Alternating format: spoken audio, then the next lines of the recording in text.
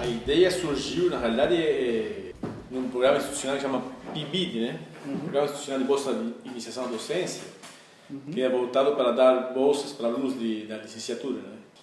E eu, desde que entrei na UFSC em 2007, já venho me participando, sempre participei da CPEX, como um stand ou outro, desde que estava cuidando da monitoria. E quando entrei no PIBID, também trouxe o PIBID para a CPEX. Então, sempre como PIBID, a gente tinha pegava, escrevia projetos para estar apresentando aquilo que a gente desenvolvia no PIBID para a comunidade científica, acadêmica e da UFSC e dos arredores da UFSC, que visita muito a CPEX. A CPEX é um projeto muito visitado dentro da UFSC, né? Não deixa de ser uma forma de ensino, né? Um ensino, a gente diria um ensino não formal, né? Porque não está dentro da sala de aula, na escola, mas a relação de como está expondo assuntos ligados à química para um público variado, que vai desde criança até os avós das crianças, então a idade é muito variada, era muito interessante, né? E em 2011 aconteceu que era o ano internacional da Química. A gente já se colocou como proposta de fazer e divulgar bastante bem a química naquele ano lá, né? Então quisemos fazer um projeto mais arrojado. E nessa ideia de fazer arrojado, começamos a trabalhar com bastante excelência com o pessoal do PIBID, e aí surgiu a ideia de fazer esse turno do tempo. A gente foi trabalhando e ficou muito bacana, porque a gente teve a chance de justamente queria divulgar química, então fomos contando a história da química a partir de estantes e mostrando sempre a gente se preocupou em fazer um ambiente temático e mostrar a química como que o conhecimento químico que a humanidade tinha naquela época, né? Idade da Pedra, Era dos Filósofos, a Alquimia, Lavoisier, Marie Curie, Química e Vida e a área da Química Ambiental, né? Então foram 7, dividido em 7 sessões. Embora não tenha a química propriamente dita constituída na Idade Média, achamos interessante colocar, porque dá uma ideia para a caracterização do que é um fenômeno físico, um fenômeno químico de maneira bem clara. Então foi o que procurou fazer nessa época, e acompanhando aí com a idade dos filósofos com a ideia da atomística, que começa a se pensar numa ideia microscópica, né? Então a partir dessa época existia muito misticismo ainda, que a gente julgou interessante, como uma próxima evolução, colocar os alquimistas, né? Que ainda traz aquela ideia do misticismo e de uma ciência mais reprodutiva. E em seguida dos alquimistas tinha o Lavoisier, foi para muitas pessoas, muitos químicos, é considerada como a fundação da química em si. Depois, com o avanço da química agora mais sistematizada, mais exata, mais quantificada, a gente ajuda o pessoal conhecimento químico acaba ajudando de modo cooperativo com outras áreas. A Marie Curie foi, inclusive na época, em 2011, que era o Ano Internacional da Química, ela foi a principal homenageada. Tinha um experimento que era uma pedrinha, né? A gente conseguia ver a radiação do mineral. E na Química e Vida tinha experiência clássica, não por ser clássica que ela é ruim, né? Não é por isso, mas que é muito acessível, eu digo, de fácil acesso para escolas, qualquer outro lugar que se procure fazer, que era a extração do DNA da cebola, se eu não estou enganado, ou do morango. É que tem duas, da cebola e do morango, então os dois são fáceis. E daí depois tinha a química ambiental, que foi observado também que tipo de experimento iria levar para lá, né? Então a maioria das sessões continha um experimento. Por exemplo, na área da filosofia, dos filósofos, na Grécia, que a gente colocou como idade, período ali, a gente tinha descoberto os 4 elementos. Então, como fazer um experimento com uma ideia que hoje em dia a gente já não sabe, que o mundo não é constituído por esses 4 elementos, e como é que fica fazer esse experimento. Então buscava experimentos que cativassem as pessoas e que instigassem ela para continuar no túnel. Não podia ser uma coisa cansativa. E por último, que é a estação da Química Ambiental, né? A gente trouxe daí a estação de tratamento d'água, que era um experimento relativamente simples e que todo mundo deve beber água potável, então acho que é coerente que conheça, mesmo que seja daquele modo, né, minimamente, através de uma maquete, como é que funciona uma estação de tratamento d'água e também os princípios de separação que estão envolvidos no processo.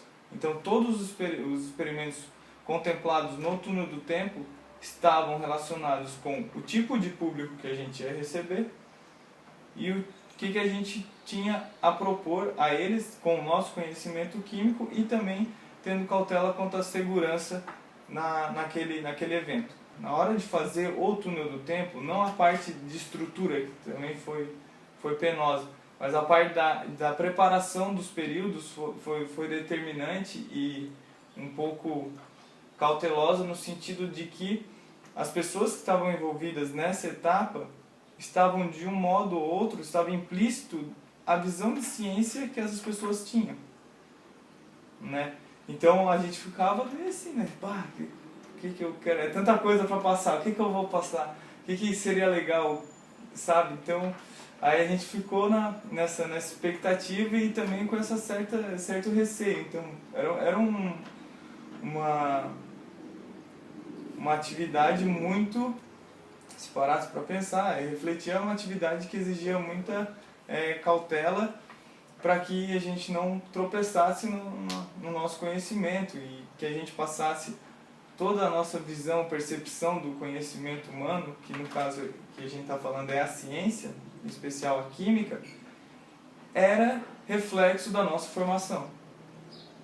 Então procuramos de maneira mais econômica também possível, né, fazer com que toda essa era e a construção do conhecimento químico fosse uma coisa gratificante também para as pessoas que estavam vendo, porque para nós que estávamos construindo era fruto do nosso trabalho e nossa formação acadêmica.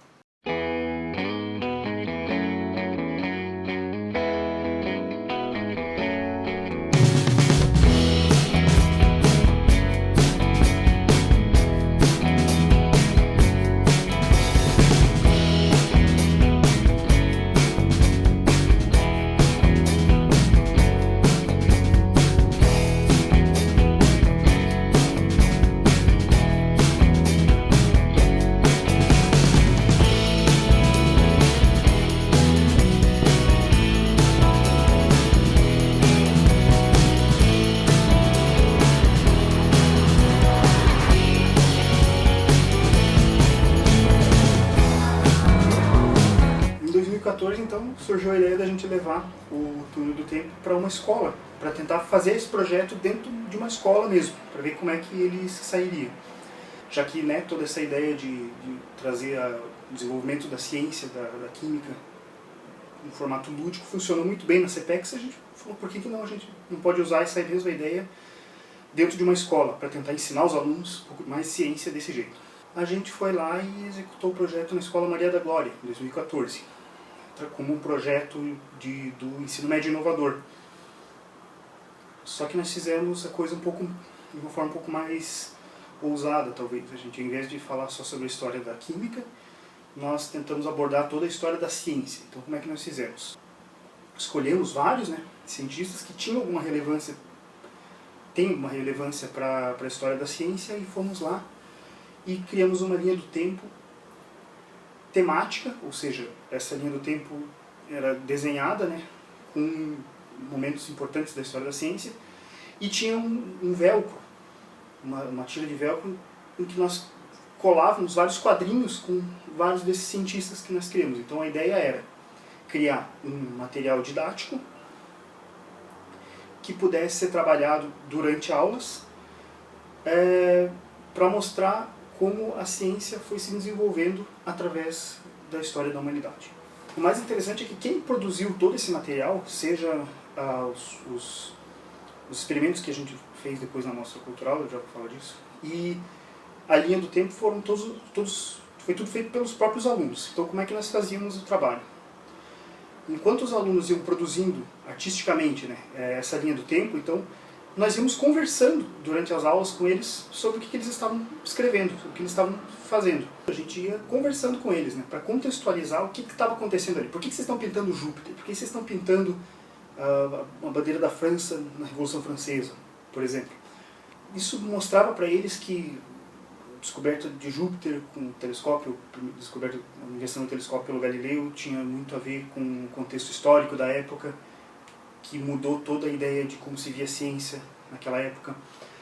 Os ideais iluministas da Revolução Francesa, por exemplo, permitiram os estudos do Lavoisier, que hoje é considerado o pai da química moderna.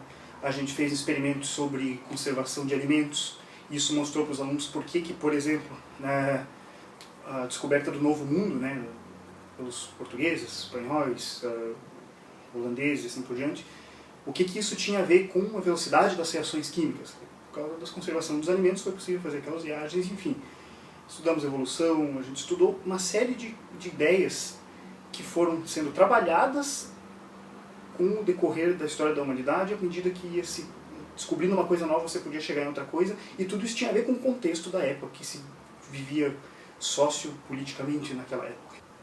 Todo o nosso trabalho era num ambiente extremamente não formal, em que os próprios alunos produziam material didático, e, com isso, podia se contextualizar e juntar todas as matérias, mostrar como todas eram relacionadas e como isso tinha a ver com a geografia, com a filosofia, que, afinal de contas, o pensamento de se questionar sobre as coisas e tudo mais veio lá da filosofia, e, claro, da história, né, do contexto histórico da época. Então, esse trabalho permitiu os alunos entenderem um pouco melhor como todas as matérias estão relacionadas dessa maneira, e eles produzindo o material. Olha, eu fiquei entusiasmado, porque, eu pensei o seguinte: a gente não vai ficar sempre enfurnado na sala, sair, fazer uma coisa diferente, aprender de forma diferente. Eu acho legal quando um professor ele faz uma dinâmica diferente, que tu não fica sempre naquela mesma coisa, não fica uma coisa padronizada, de fazer sempre, sei lá, o professor ali na frente, os alunos tudo olhando com ele com uma cara, não estou gostando disso, que saco. A gente está meio que descobrindo também o nosso lado meio artístico, vamos dar, né, bem entre aspas.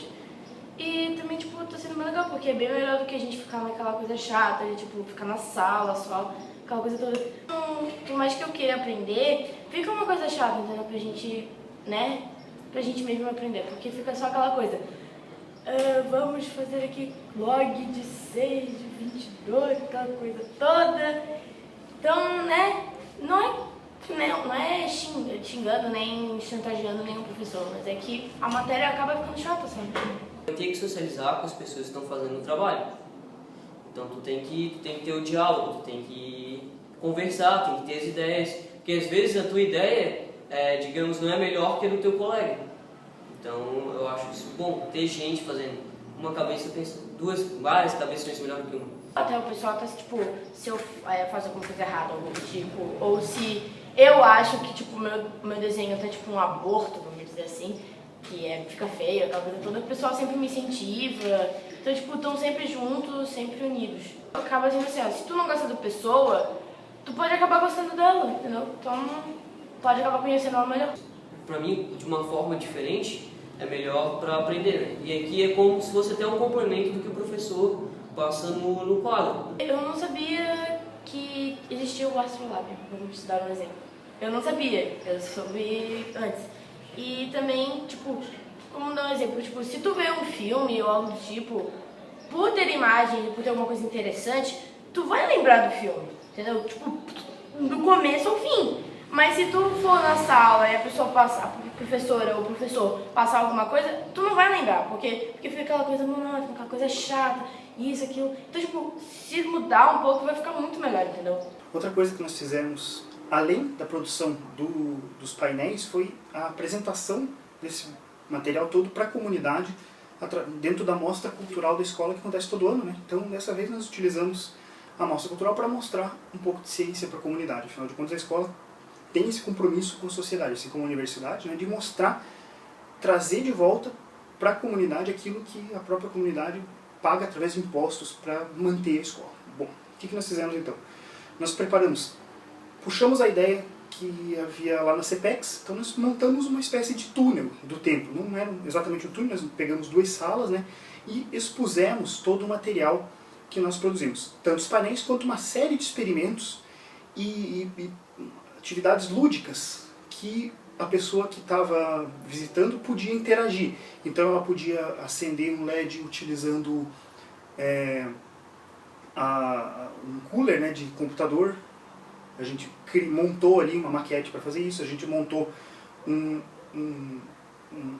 ambiente em que a pessoa podia entender o que é um pouquinho assim, a ideia da química quântica através de uns pneus, como que aquilo funciona, porque que aquele modelo atômico é um modelo que a gente considera hoje o mais apropriado para explicar a composição da matéria e como que se chegou naquilo.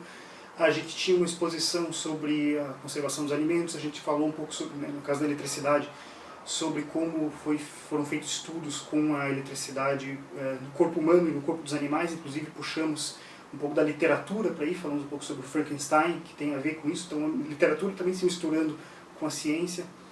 A gente fez uma série de experimentos, usamos 2 salas inteiras da escola, para ir mostrando como várias partes da ciência foram se envolvendo, e como não é uma coisa linear, né, então todas ao mesmo tempo, cada uma ali no seu cantinho, né, em cada sala, e os alunos foram mostrando, eles iam explicando, cada um pôde escolher a parte que tinha mais afinidade para falar, astronomia e essas outras que eu comentei também.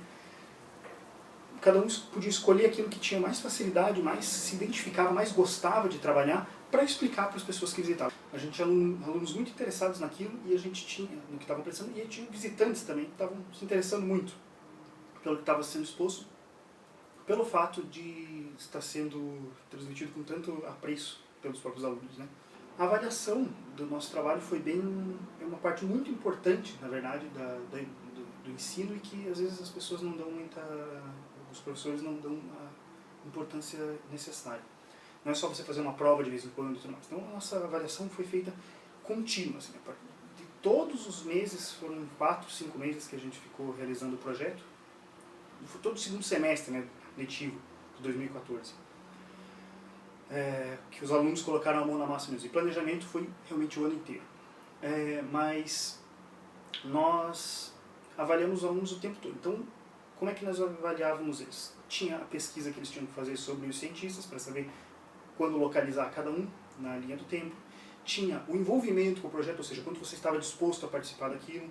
Tinha a produção artística, no sentido de você participar da pintura, dos painéis, da produção também de cenários para que a gente fez na mostra cultural, da própria apresentação, enfim.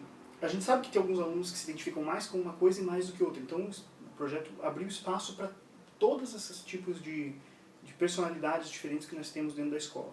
Por isso, os alunos puderam demonstrar o que sabiam da melhor forma que eles podiam apresentar isso. O mais importante é que essa avaliação ela tinha a ver com todas as matérias. Então, vários professores estavam realmente envolvidos no projeto. Professor de física, professor de biologia, professor de história, professor de química, enfim, todos os professores que estavam diretamente relacionados, envolvidos com a professora de geografia, todos os professores que estavam diretamente relacionados ali, participando, né, efetivamente, ou seja, planejando aulas que tinham a ver com o que a gente estava trabalhando no projeto, cedendo aulas para os alunos poderem produzir os materiais quando isso tinha a ver com o que estavam sendo visto em sala, enfim. Todos os professores que estavam ajudando a produzir também, todas essas matérias, ao final do projeto, eu fiz uma média da participação dos alunos, de acordo com todos aqueles critérios que eu comentei, e essa nota valeu para todas essas matérias. Por quê? Porque era um estudo de ciências contextualizado socioculturalmente, politicamente. Então, todas as matérias tinham a sua participação ali. Então, essa matéria valeu para todos. Os alunos que participaram desse projeto efetivamente, que foram alunos que tiveram uma boa avaliação no final, tiveram as suas notas alavancadas, assim, porque todos entenderam como cada uma daquelas matérias participava do desenvolvimento da humanidade, das ciências. As notas, à medida que a gente ia trabalhando, né, evoluindo o projeto, ou seja, a pesquisa que ia me entregando, como que estava sendo o envolvimento deles no trabalho, do decorrer do projeto inteiro, também iam rendendo conceitos, notinhas, né, pontos, para todas as matérias durante o desenvolvimento do projeto. Ou seja, era uma avaliação contínua, envolvendo todas as matérias, que possibilitou a gente entender como os alunos estavam caminhando bem naquilo e foram vendo que tinha um retorno, então eles também iam ficando mais empolgados para participar.